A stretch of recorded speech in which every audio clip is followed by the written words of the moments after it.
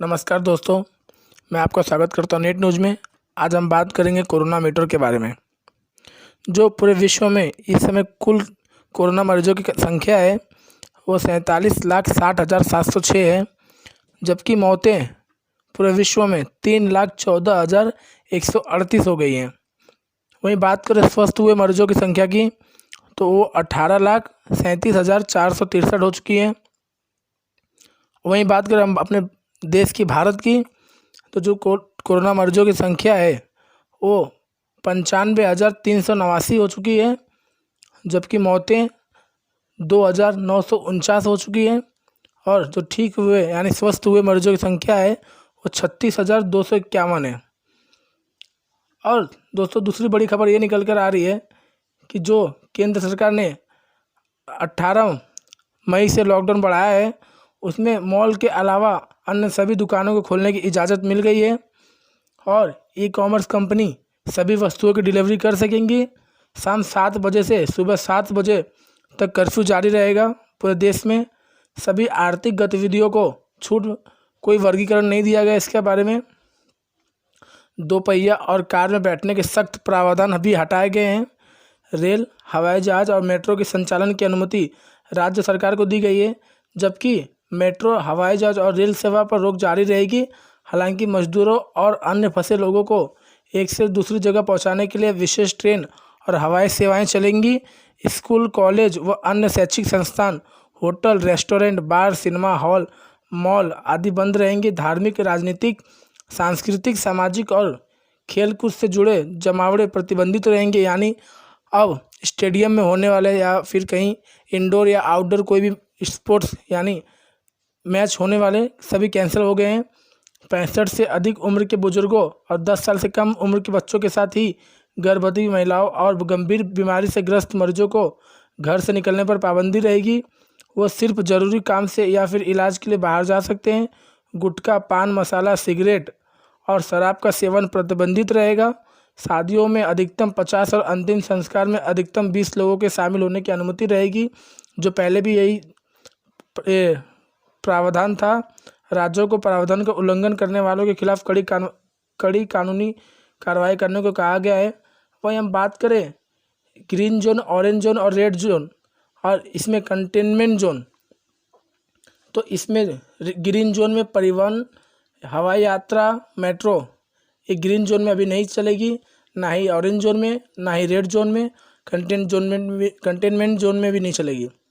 वहीं बात करें विशेष ट्रेन की तो ग्रीन जोन में विशेष ट्रेन, ऑरेंज जोन में विशेष ट्रेन और रेड जोन में ये ट्रेन चलेंगी। जो श्रमिक स्पेशल ट्रेन जो हमारे मजदूरों को, श्रमिक भाइयों को एक से उनके घर, शहरों से उनके घर पहुंचा रही है, वो सभी ट्रेन चलेंगी। लेकिन कंटेनमेंट जोन में ये नहीं चलेगी। हम बात करें कंटेनमेंट जोन की तो सरकार ने कंटेनमेंट जोन में किसी भी तरह की सेवाओं को पर प्रतिबंध लगा दिया है। वहीं बात करें अंतर्राज्यीय सड़क परिवहन पर तो वो तीनों जोन में चलेंगी। शैक्षिक संस्थानों की बात करें तो तीनों जोन में नहीं चालू रहेंगी। Hotel, cinema, mall, restaurant, gym ये तीनों जोन में नहीं चलेंगे। शराब, सिगरेट, पान मसाले दुकान ये तीनों जोन में चालू रहेंगे। स्पा, बार्बर शॉप यानी नाई की दुकान ये तीनों जोनों में चालू रहेंगे। शाम 7 से सुबह 7 तक बाहर रहना, ये आपको कंटेनमेंट जोन से लेके ग्रीन जोन तक कहीं भी नहीं रहना है। 65 से ज़्यादा उम्र, गर्भवती महिला, 10 साल से छोटे बच्चों को बाहर आना ये जो सभी जोनों में मना किया गया है। मेडिकल, क्लिनिक, ओपीडी ये तीनों जोन में ओपन रहेंगे। मेडिकल, क्लिनिक और ओपीडी ये कंटेनमेंट जोन में भी नहीं चालू रहेंगे। ऑटो, टैक्सी, ऑटो में और टैक्सी में तीनों जोन में वो एक सवारी और एक ड्राइवर के अलावा और कोई नहीं सफ़र कर सकता है। चौपहिया वाहन यानी 4 व्हीलर में 1+2 का रेशियो रहेगा, मतलब एक ड्राइवर और 2 सवारी जा सकते तीनों जोन में। वहीं बात करें दोपहिया वाहन की तो ये तीनों जोन में सेम एक ड्राइवर और एक पीछे सवारी रहेंगे। स्टेडियम, स्पोर्ट्स कॉम्प्लेक्स ये तीनों जोन में चालू रहेंगे। खिलाड़ी ट्रेनिंग के लिए जा सकते हैं, बस वहाँ पे कोई मतलब मैच नहीं हो सकता है। ज़िले में और अंतर जिला बसें ये सभी चालू रहेंगी तीनों जोन में।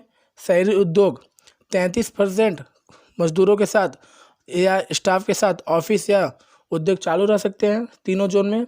शहर में ICTU निर्माण यानी कंस्ट्रक्शन वर्क तीनों जोन में चालू रहेंगे। बात करें शहरी क्षेत्र में एकल दुकानें, ये भी चालू रहेंगी। ई-कॉमर्स जरूरी वस्तुएं, ये भी तीनों जोन में चालू रहेंगे। ई-कॉमर्स गैर जरूरी वस्तुएं, ये भी अब सरकार ने इस चौथे लॉकडाउन में इन्हें भी मंजूरी दे दी है। घरेलू सहायक, कृषि गतिविधियां, बैंक और फाइनेंस, कोरियर और पोस्टल, वस्तु परिवहन, ये सभी तीनों जोन में चालू रहेंगे। और बात करें निजी और सरकारी कर्मचारी की, तो ग्रीन जोन में और ऑरेंज जोन में सभी चालू रहेंगे, लेकिन रेड जोन में इन्हें 33% के साथ ही रहना पड़ेगा, चालू करना पड़ेगा। अब दोस्तों बड़ी खबर ये निकल कर आ रही है, जो सरकार ने 20 लाख करोड़ का आर्थिक पैकेज की घोषणा की थी, उनमें जो चौथी और पांचवी घोषणा है उसमें व्यवहारिक अंतिम फंडिंग, अतिरिक्त मनरेगा आवंटन, कुल मिला के 48,100 करोड़ का पैकेज घोषित किया गया है। और प्रधानमंत्री नरेंद्र मोदी ने 22 मई को 20 लाख करोड़ के आर्थिक पैकेज की घोषणा की थी। हालांकि इससे पहले ही सरकार ने राहत पैकेज देना शुरू कर दिया था। प्रधानमंत्री गरीब कल्याण योजना के पैकेज के 1,92,800 करोड़ रुपए खर्च किए जाने हैं। वहीं रिजर्व बैंक ने भी इस मुश्किल वक्त में 8,06,3 करोड़ रुपए के आर्थिक पैकेज का ऐलान किया था। इस तरह से कुल आर्थिक पैकेज के जरिए सरकार ने 20,97,053 करोड़ रुपए खर्च करने जा रही है। उम्मीद की जा रही है कि इस पैकेज से अर्थव्यवस्था फिर से पटरी पर ली जा सकती है।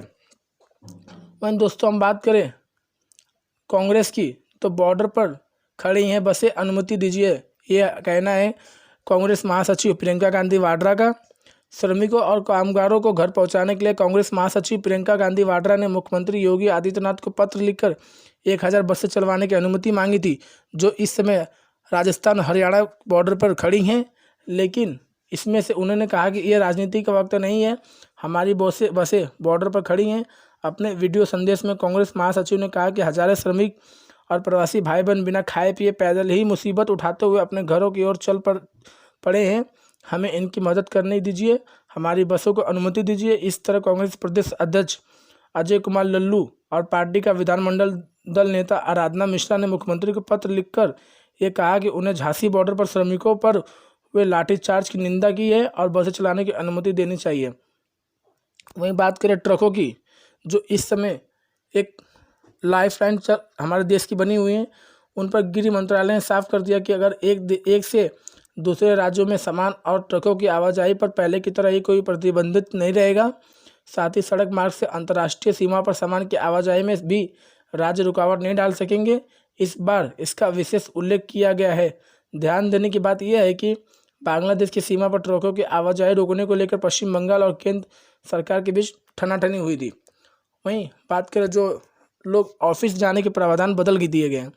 पिछली बार की तरह इस बार भी सभी ऑफिस में 33% स्टाफ की सीमा भी समाप्त कर दी गई है।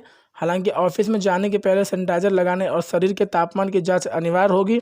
ऑफिस के भीतर भी 2 गज की दूरी बना के रखने को कहा गया है। इसके लिए वर्क फ्रॉम होम को प्रोत्साहित करने की सलाह दी गई है।